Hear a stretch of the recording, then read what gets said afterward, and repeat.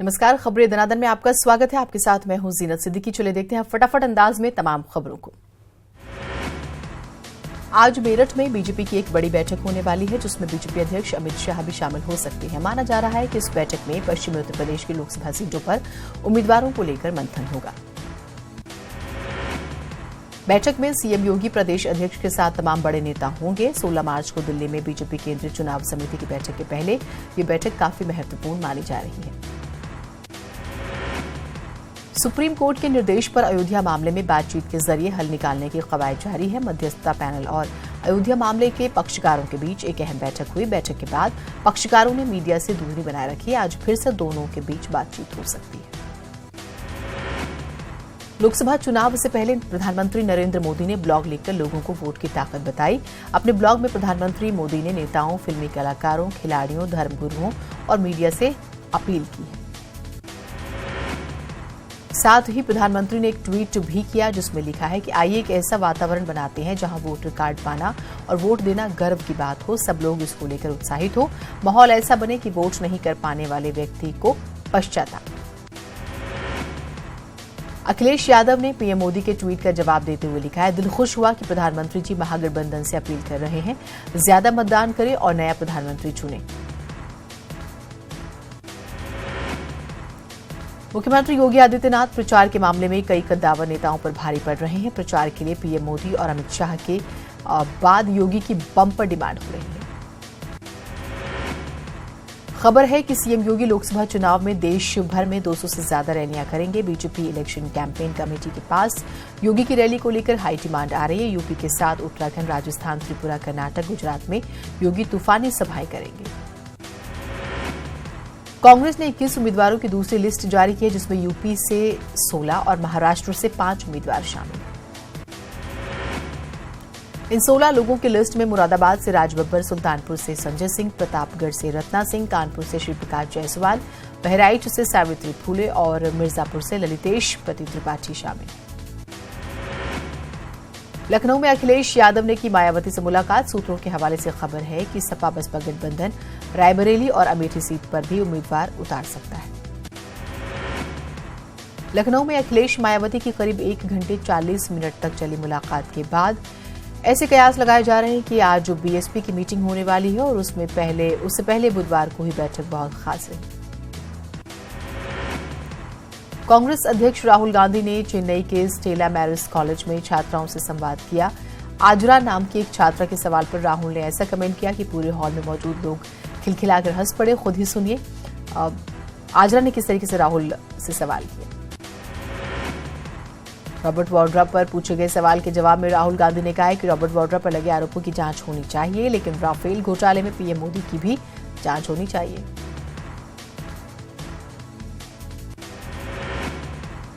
मेरठ के अस्पताल में प्रियंका गांधी ने चंद्रशेखर से मुलाकात की। मुलाकात के समय प्रदेश अध्यक्ष राज बब्बर और पश्चिमी यूपी के प्रभारी ज्योतिरादित्य सिंधिया भी मौजूद रहे। प्रियंका गांधी चंद्रशेखर से मुलाकात के जरिए दलित वोट बैंक साधने की कोशिश में है। चंद्रशेखर की सहारनपुर के दलितों में अच्छी पैठ है। उन्नाव से बीजेपी सांसद साक्षी महाराज ने प्रेस कॉन्फ्रेंस करके कहा है कि उन्होंने पार्टी नेतृत्व को जनसभाओं से अवगत करवा दिया है। अगर उनका टिकट काटा गया, खासकर ओबीसी वर्ग के लोग में नाराजगी होगी, क्योंकि उन्नाव में 10 लाख ओबीसी वोटर्स हैं। बीजेपी सांसद साध्वी निरंजन ज्योति ने साक्षी महाराज का बचाव किया। उन्होंने कहा कि ये ब्लैकमेलिंग नहीं है, बल्कि प्रजातंत्र में अपनी बात रखने का सभी को अधिकार है। टिकट को लेकर पार्टी को धमकी देने के आरोपों के बाद उन्नाव से बीजेपी सांसद साक्षी महाराज ने बीजेपी प्रदेश अध्यक्ष पर पलटवार किया। कहा कि ये गोपनीय चिट्ठी वायरल कैसे हुई, इसकी जवाबदेही महेंद्रनाथ पांडे की है। कांग्रेस पर हमला बोलते हुए सांसद साक्षी महाराज ने कहा है कि कांग्रेस का हाथ आतंकियों के साथ है। उन्होंने कहा कि मोदी के नेतृत्व में देश सुरक्षित है। अम्बेडकर नगर में गठबंधन ने अपना प्रत्याशी घोषित कर दिया है। गठबंधन के तीनों दलों ने एक संयुक्त कार्यकर्ता सम्मेलन में इसकी घोषणा की। इस सीट पर बीएसपी ने रितेश पांडे को उम्मीदवार बनाया है। कांग्रेस महासचिव प्रियंका गांधी को प्रयागराज की फूलपुर सीट से लोकसभा का चुनाव लड़ाने की मांग लगातार होती जा रही है।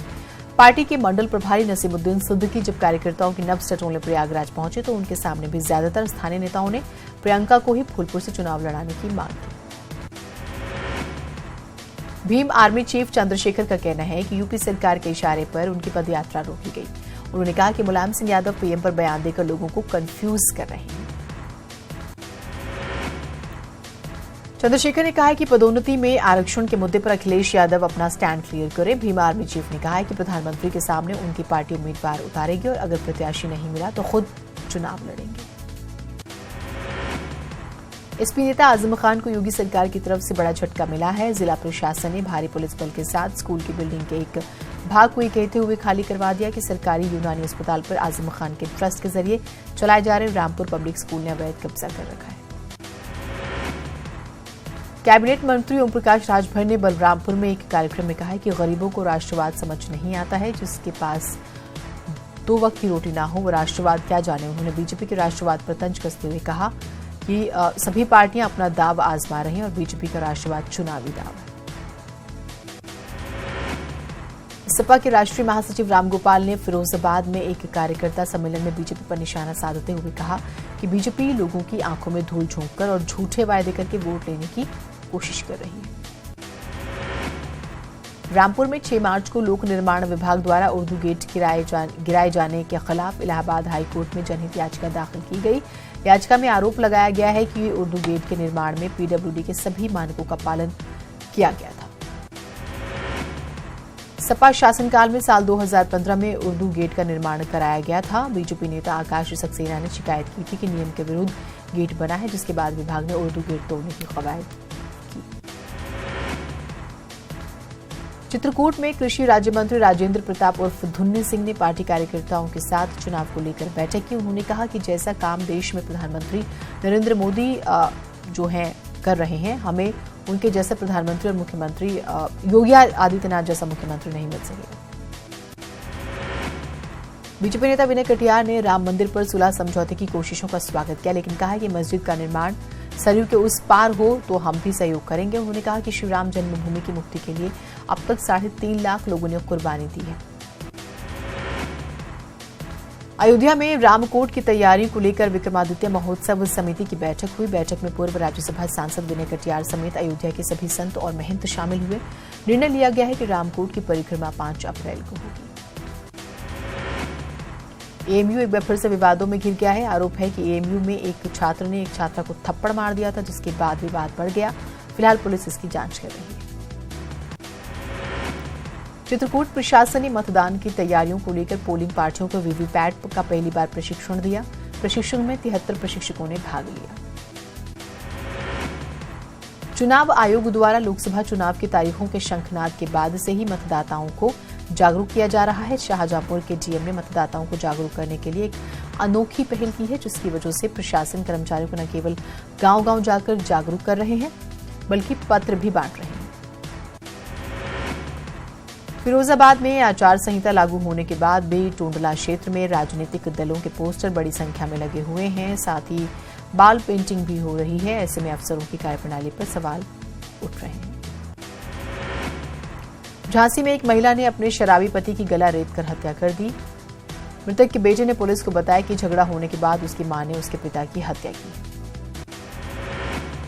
बुलंदशहर में उबर टैक्सी के अंदर चालक का शव मिला। मूल रूप से गोरखपुर के रहने वाले चालक दिल्ली में उबर टैक्सी चलाता था। जानकारी के मुताबिक ड्राइवर बिना बुकिंग के अज्ञात लोगों के साथ बुलंदशहर आया था। मेरठ के सिविल लाइन थाना इलाके में दिन दहाड़े नलकूप विभाग में तैनात जेई की लूट का विरोध करने पर गला रेतकर हत्या कर दी गई। पुलिस ने जांच शुरू कर दी। सीतापुर के बिस्वा में 2 पक्षों में हुए विवाद में एक बुजुर्ग की पिटाई और चाकू गोदने से मौत हो गई। दोनों पक्षों में हुई फायरिंग में कई लोग जख्मी हो गए। पुलिस ने 10 लोगों के खिलाफ मामला दर्ज किया। गाजीपुर की सदर कोतवाली क्षेत्र के छावनी लाइन में एक पड़ोसी पर एक मासूम बच्चे के साथ दुष्कर्म का आरोप लगा। युवक ने खिलौने का लालच देकर अप्राकृतिक यौनाचार किया। फतेहपुर के सदर कोतवाली इलाके में पत्नी से छेड़खानी का विरोध करने और पुलिस से शिकायत करने पर 4 लोगों ने पति को गोली मार दी। उसे गंभीर हालत में जिला अस्पताल में भर्ती कराया गया। नोएडा पुलिस ने एक फर्जी दारोगा को गिरफ्तार किया है। नकली दारोगा एक मसाज सेंटर मालिक को धमका रहा था और उसी वक्त असली पुलिस वहां पहुंच गई और उसकी पोल खुल गई। कन्नौज की छिबरामऊ कोतवाली क्षेत्र के बटेला गांव में परीक्षा देने गए छात्र का शव खेत में पड़ा मिला। शरीर पर चोट की कोई निशान नहीं होने से पुलिस ने आत्महत्या की आशंका जताई है।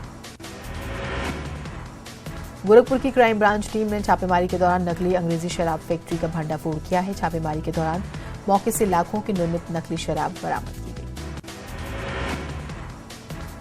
फिरोजाबाद के मक्खनपुर कस्बे में नकली रिफाइन बनाने का कारखाना पकड़ा गया। मौके से 146 खाली टीनें जो कि चंबल कंपनी की थी बरामद हुई और साथ ही एक व्यक्ति को गिरफ्तार किया गया। बरेली की फरीदपुर थाना पुलिस ने चेकिंग के दौरान 35 लाख की नकदी बरामद की है। पुलिस से पूछताछ के दौरान कारोबारी का मुनीम पैसे की डिटेल नहीं दे पाया, जिसके बाद पुलिस ने बेनामी कैश को सीज कर लिया। संभल में चेकिंग के दौरान पुलिस और सर्विलांस टीम ने एक कार से 1 लाख से ज्यादा नकदी बरामद की। फिलहाल टीम ने पुलिस के हवाले कर दिया है। बरेली के नेशनल हाईवे 24 पर चेकिंग के दौरान पुलिस ने डाक पार्सल के ट्रक से 7,000 लीटर अवैध अंग्रेजी शराब बरामद की। ये शराब हरियाणा से बिहार ले जाई जा रही थी। पुलिस ने शराब के साथ 2 तस्करों को गिरफ्तार किया। नोएडा में जाने माने अर्थ बिल्डर के निदेशक के बेटे को पुलिस ने गिरफ्तार किया है। क्राइम ब्रांच की टीम ने दिल्ली से ये गिरफ्तारी की है। आरोप है कि निदेशक के बेटे आदित्य गोयल ने मुखौटा कंपनियों के जरिए बायर्स का पैसा ठिकाने लगा दिया। रामपुर में सोशल मीडिया पर एक वीडियो वायरल हो रहा है जिसमें एक युवक जिला प्रशासन को खुलेआम धमकी दे रहा है और अगर जिला प्रशासन ने किसी भी इमारत को हाथ लगाया तो लाशें बिछेंगी और वो लाशें प्रशासन के लोगों की होंगी।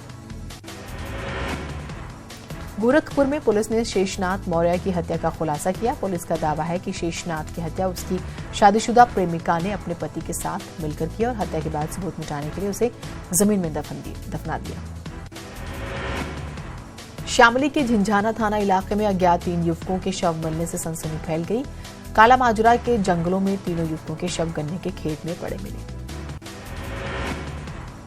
रायबरेली के लालगंज में एक दर्दनाक हादसे में बुजुर्ग दंपत्ति की मौत हो गई। स्थानीय लोग सुबह जागे तो पड़ोस के घर से धुआं निकलते देखा।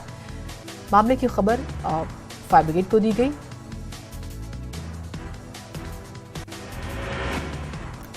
मुजफ्फरनगर में असबाब हत्याकांड को 2 दिन बीत चुके हैं, लेकिन पुलिस के हाथ अभी भी कोई सुराग नहीं लगा। वारदात की तस्वीर भी सीसीटीवी में कैद है। 2013 दंगों के दौरान असबाब के 2 भाइयों की हत्या हुई थी। इसकी सुनवाई 25 मार्च को होनी थी, जिसमें असबाब गवाह था। बरेली में 2 पत्नियों के बीच प्रॉपर्टी विवाद को लेकर युवक की मौत के 7 महीने बाद डीएम के आदेश पर पुलिस ने कब्र से शव को निकालकर पोस्टमार्टम के लिए भेजा। मृतक युवक की पहली पत्नी ने दूसरी पत्नी पर जमीन हड़पने के लिए हत्या करवाने का मुकदमा दर्ज कराया है। इटावा में पुलिस और बदमाशों के बीच मुठभेड़ हो गई है। मुठभेड़ चौपिया इलाके में हुई है। बताया जा रहा है कि एक बदमाश को गोली लगी है, वहीं 3 बदमाशों को भागते हुए पुलिस ने पकड़ा है। इटावा में ही दूसरी मुठभेड़ हुई। यहां मुठभेड़ के दौरान 25,000 का इनामी बदमाश पुलिस के हत्थे चढ़ गया। अतुल चौधरी नाम का बदमाश आर्टिकल कार लूट कांड में वांछित था। लखीमपुर खीरी की मोहम्मदी कोतवाली में पुलिस को बड़ी लापरवाही पुलिस के सामने आई। पुलिस से हिरासत युवक मौका मिलते ही भाग गया, जिसके बाद सभी पुलिसकर्मी अपराधी के पीछे दौड़ पड़े। लखीमपुर खीरी की मोहम्मदी कोतवाली से अपराधियों से भरी गाड़ी को पेशी के लिए लाया गया था, लेकिन वापस जाते समय रास्ते में ही गाड़ी का पेट्रोल खत्म हो गया और काफी देर तक ट्रक रास्ते में खड़ा रहा। देवरिया में बारातियों से भरी बोलेरो पेड़ से टकरा गई, जिसमें 8 लोगों की जान चली गई, 4 लोग जख्मी हो गए। बारात सलेमपुर से खुराराम लौट रही थी। कानपुर के सजेती थाना क्षेत्र में अनियंत्रित ओवरलोड ट्रक ने सवारियों से भरी रोडवेज बस में टक्कर मार दी, जिससे बस में सवार 4 सवारी गंभीर रूप से जख्मी हो गई। दुर्घटना में ट्रक चालक भी जख्मी हो गया। एटा के जलेसर थाना इलाके में शादी के दौरान छज्जा गिरने से 2 मासूमों की मौत हो गई और 4 गंभीर रूप से जख्मी हो गए। मौके पर पहुंची पुलिस ने घायलों को प्राथमिक स्वास्थ्य केंद्र में भर्ती कराया। कानपुर में जहरीली शराब का कहर लगातार जारी है। जहरीली शराब पीने से बीमार चल रहे युवक की कल हेलेट अस्पताल में मौत हो गई और अब तक यह आंकड़ा 8 पे पहुंच चुका है। मृतक के परिजनों ने जिलाधिकारी से अस्पताल में इलाज न होने की वजह से उनके मरीज को रेफर करने के लिए कहा था, लेकिन जिलाधिकारी ने उन्हें धीरज बंधाते हुए अस्पताल में ही सही इलाज करवाने की बात कही। युवक की मौत हो गई तो लोगों में अस्पताल प्रशासन के खिलाफ गुस्सा है।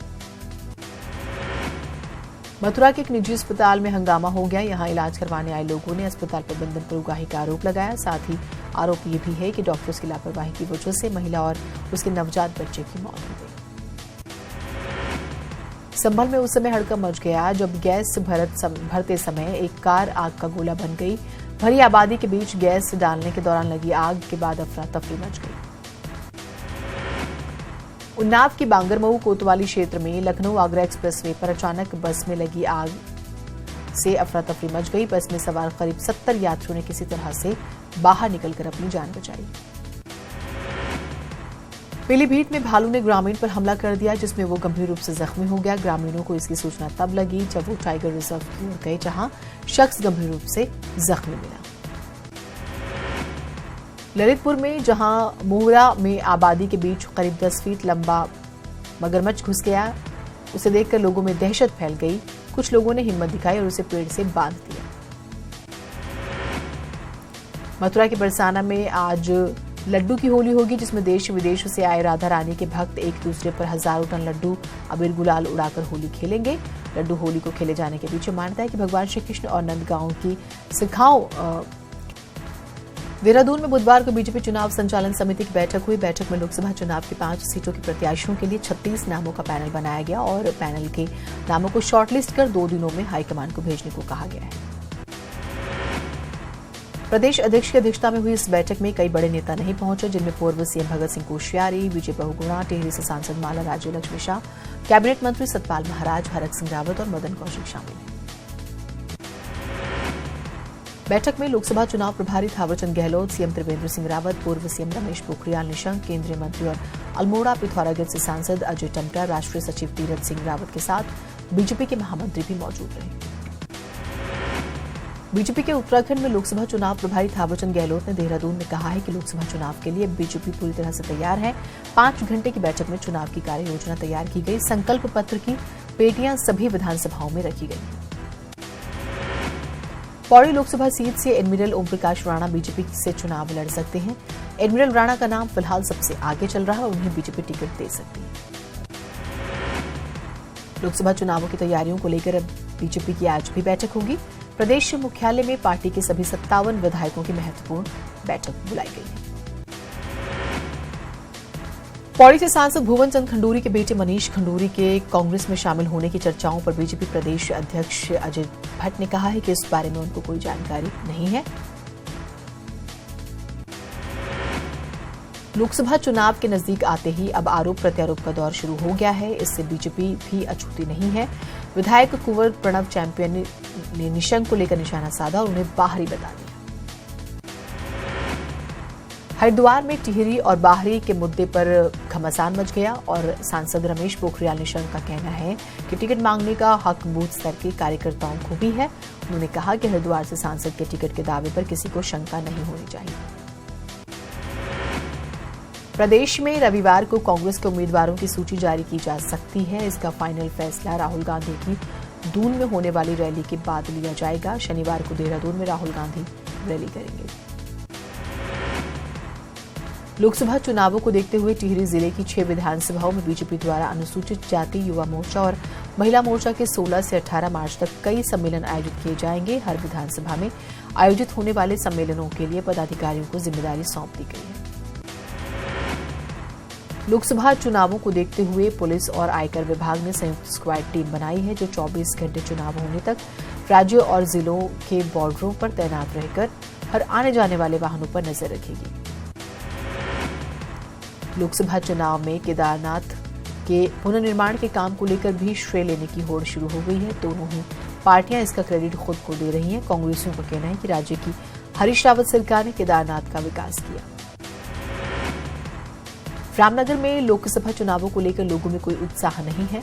लोग इसका जिम्मेदार 2009 के परिसीमन को मानते हैं। 2009 के बाद रामनगर विधानसभा को पौड़ी लोकसभा में शामिल कर लिया गया और विकास का काम रुक गया। पिथौरागढ़ के आधा दर्जन से ज्यादा गांव में लोकसभा चुनाव आने के साथ ही बहिष्कार का नारा भी बुलंद हो गया है। चीन और नेपाल सीमा से सटे पिथौरागढ़ के कई इलाके आज भी ऐसे हैं जहां जरूरी सुविधाएं आजादी के 70 सालों में भी नहीं पहुंच पाई हैं। अल्मोड़ा जिला प्रशासन ने लोकसभा चुनावों के लिए अपनी तैयारियां तेज कर दी हैं। जिले में 6,427 मतदाता 18 से 19 वर्ष के हैं जो पहली बार अपने मत का प्रयोग करेंगे। उत्तराखंड में एक बार फिर से मौसम विभाग ने अलर्ट जारी कर दिया है। प्रदेश के 7 जिलों में ओले गिरने और तेज आंधी का पूर्वानुमान जारी है। इसका असर आज से ही कई इलाकों में देखने को मिल रहा है। मौसम विभाग ने देहरादून, हरिद्वार, टिहरी, पौड़ी, यूएस नगर, नैनीताल और पिथौरागढ़ के लिए चेतावनी जारी की है। पौड़ी के चूंचा गांव में आवासीय भवन में लेपर्ड घुस जाने से हड़कंप मच गया। लेपर्ड को देखते ही घर वालों ने दरवाजा बंद कर लेपर्ड को कैद कर दिया। चमोली के सैकोट क्विरालू के पास शरारती तत्वों ने 4 मोटरसाइकिलों को आग के हवाले कर दिया। देर रात घटी इस घटना के वक्त जैसे ही गांव वालों को सड़क किनारे आग की लपटें दिखी, गांव वाले जब तक मौके पर पहुंचे तब तक 3 बाइक जलकर खाक हो गई। 2015 में आतंकियों से लोहा लेते हुए शहीद हुए राइफलमैन शहीद शिशिर मल की पत्नी संगीता मल सेना में अफसर बन गई हैं। ऑफिसर्स ट्रेनिंग अकेडमी चेन्नई से पास आउट होकर लेफ्टिनेंट बनी संगीता की कामयाबी आज महिलाओं के लिए मिसाल है। पिछले 10 सालों में नौकरी और पेंशन के लिए कलेक्ट्रेट में धरना दे रहे गुरिल्लाओं ने अब न्याय के देवता गोलज्यू के दरबार में अर्जी लगाई। हालांकि कई बार केंद्र सरकार द्वारा गुरिल्लाओं का सत्यापन भी किया गया, लेकिन नतीजा वही रहा। देश के 14 केंद्रीय विश्वविद्यालयों और doctor Bhimrao Ambedkar school of economics Bengaluru 2019 में स्नातकोत्तर एमफिल पीएचडी प्रोग्राम में दाखिले की प्रक्रिया शुरू हो गई है। इच्छुक छात्र 13 अप्रैल तक आवेदन कर सकते हैं। जवाहरलाल नेहरू विश्वविद्यालय में सत्र 2019-20 में दाखिले के लिए कंप्यूटर आधारित आवेदन 15 मार्च से शुरू होंगे। इस बार पहली बार जेएनयू के entrance exam NTA national testing agency कराएगी। संयुक्त राष्ट्र में मसूद अजहर को वैश्विक आतंकी घोषित करने वाला प्रस्ताव रद्द हो गया। चीन ने अपने वीटो का इस्तेमाल कर प्रस्ताव पर रोक लगाई है। कांग्रेस प्रवक्ता रणदीप सुरजेवाला ने ट्वीट कर लिखा है कि आज फिर आतंकवाद के खिलाफ लड़ाई को चीन पाक गठजोड़ ने आघात पहुंचाया है। 7 घंटे की मैराथन बैठक के बावजूद महागठबंधन में सीट शेयरिंग पर फैसला नहीं हो सका। बैठक में कांग्रेस, आरजेडी, हिंदुस्तानी आवाम मोर्चा के अलावा आरएलएसपी और वीआईपी के मुकेश सहनी मौजूद रहे। बैठक के बाद तेजस्वी यादव ने कहा है कि सीटों के ऐलान पर अभी कुछ और वक्त लगेगा। हालांकि सभी नेताओं ने बेहतर तालमेल का दावा किया। सांसद राजीव प्रताप रूडी ने महागठबंधन पर तंज कसते हुए कहा है कि ऐसी बैठक का क्या फायदा जब नेता का ही पता नहीं होता। उन्होंने कहा कि जनता चाहती है कि एनडीए फिर से सत्ता में आए। प्रधानमंत्री नरेंद्र मोदी के वोट को लेकर अपील करने और विभिन्न लोगों को टैग करने को केंद्रीय मंत्री प्रकाश जावड़ेकर ने देश का सौभाग्य बताया। जावड़ेकर ने कहा, हमारे सहयोगी विनीत के साथ खास बातचीत में उन्होंने ये बात कही। केंद्रीय मंत्री मुख्तार अब्बास नकवी ने प्रियंका गांधी के ट्वीट पर पलटवार किया। हमारे सहयोगी विनीत के साथ बातचीत में जो है उन्होंने साफ किया कि करप्शन और अत्याचार का मुद्दा पॉलिटिकल शिष्टाचार नहीं बन सकता। बीएसपी के कांग्रेस के साथ पूरे देश में गठबंधन नहीं करने के बयान पर छत्तीसगढ़ के सीएम भूपेश बघेल ने पलटवार किया।